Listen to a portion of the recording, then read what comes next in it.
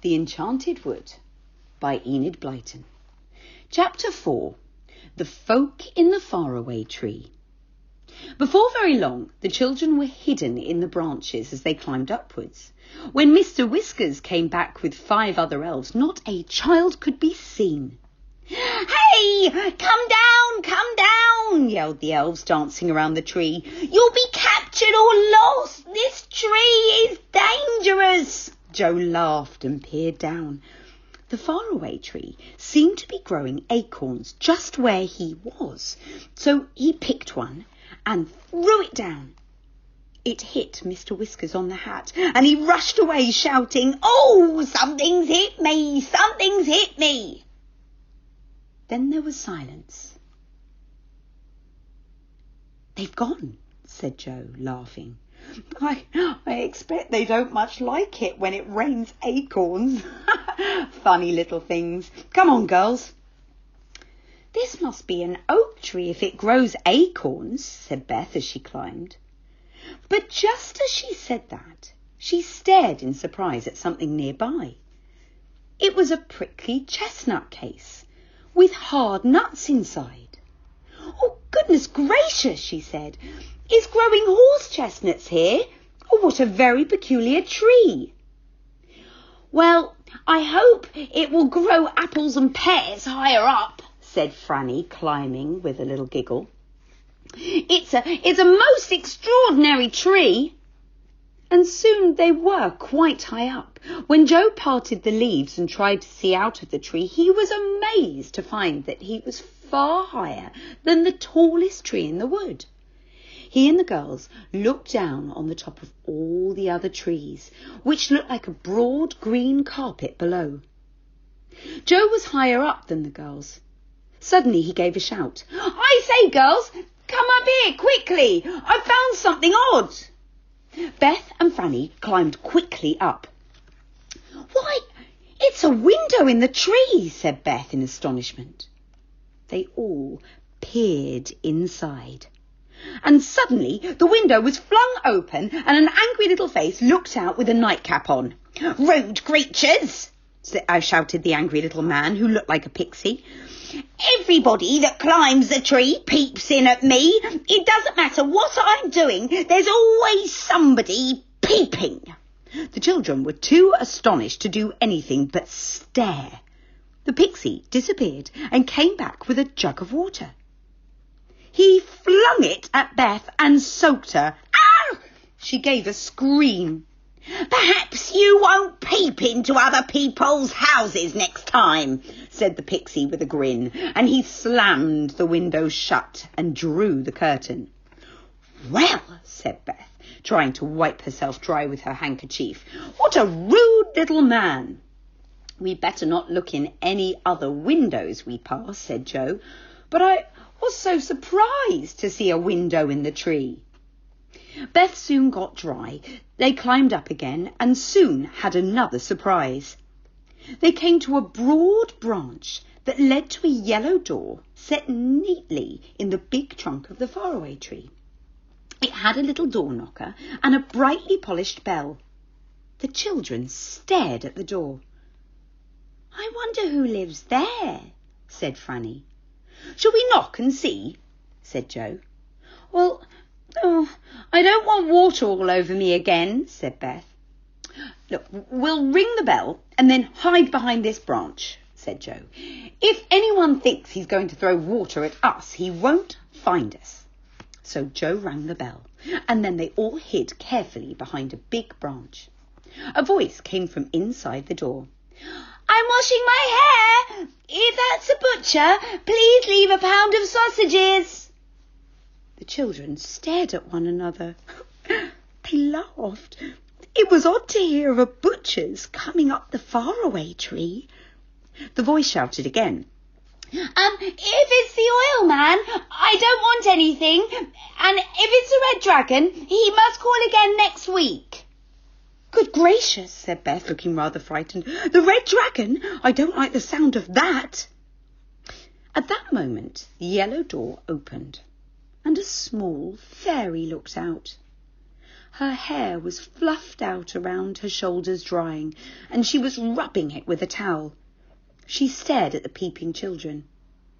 Did you ring my bell? She asked. What do you want? Well, we just wanted to see who lived in the funny little tree house, said Joe, peering in at the dark room inside the tree. The fairy smiled. She had a very sweet face. Oh, come in for a moment, she said. My name's Silky, because of my silky hair. Where are you off to?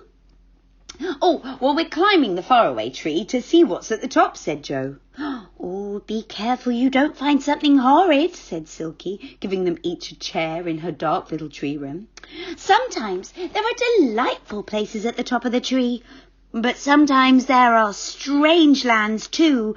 Last week there was the land of hippity-hop. Oh, it was dreadful.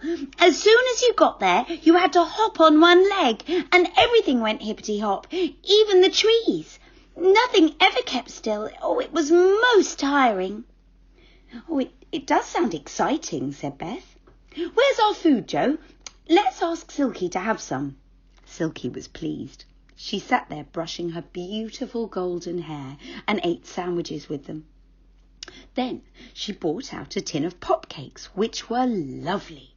As soon as you bit into them, they went pop, and suddenly you found your mouth filled with new honey from the middle of the little cakes.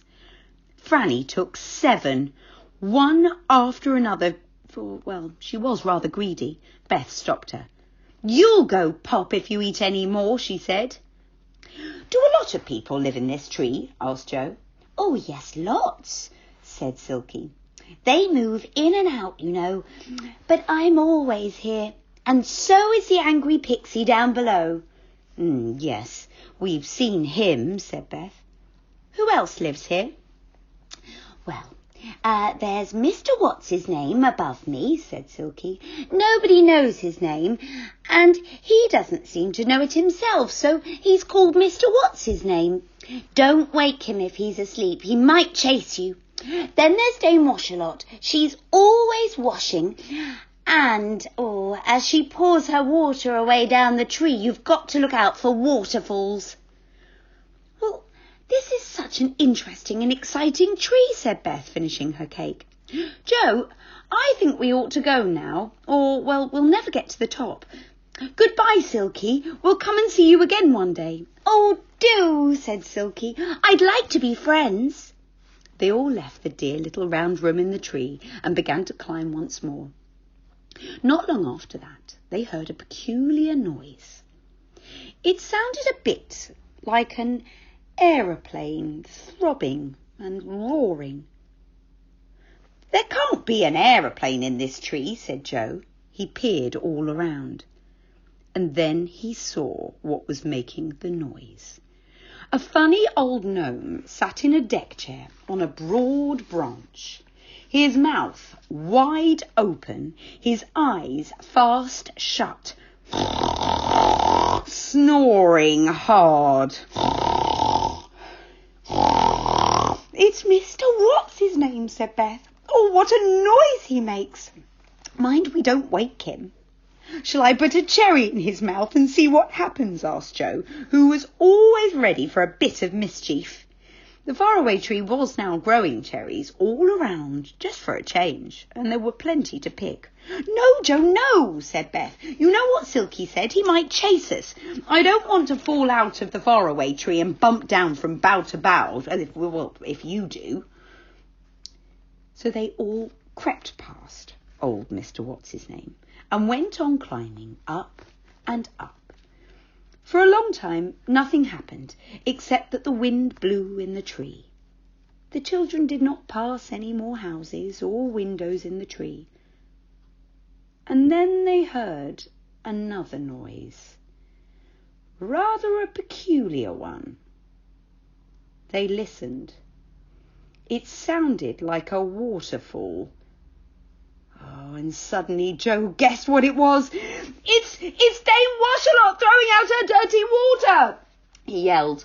Look out, Beth! Look out, Franny! Down the trunk of the tree poured a lot of blue, soapy water. Joe dodged it. Franny slipped under a broad branch, but poor old Beth got splashed from head to foot. How she shouted! Joe and Franny had to lend her their handkerchiefs. I'm so unlucky. Oh, sighed Beth. That's twice I've been soaked today. Up they went again, passing more little doors and windows, but seeing no one else. And at last they saw above them a vast white cloud. Look, said Joe in amazement. This cloud has a hole in it, and the branches go up. Oh, and I believe we're at the very top of the tree. Wow! Shall we creep through the cloud hole and see what land is above? Let's! Cried Beth and Franny. So up they went. And that is the end of chapter 4. So what do you think the children might find when they go through the hole in the cloud? What land would you like to find at the top of the tree? You'll find out what land they visit tomorrow.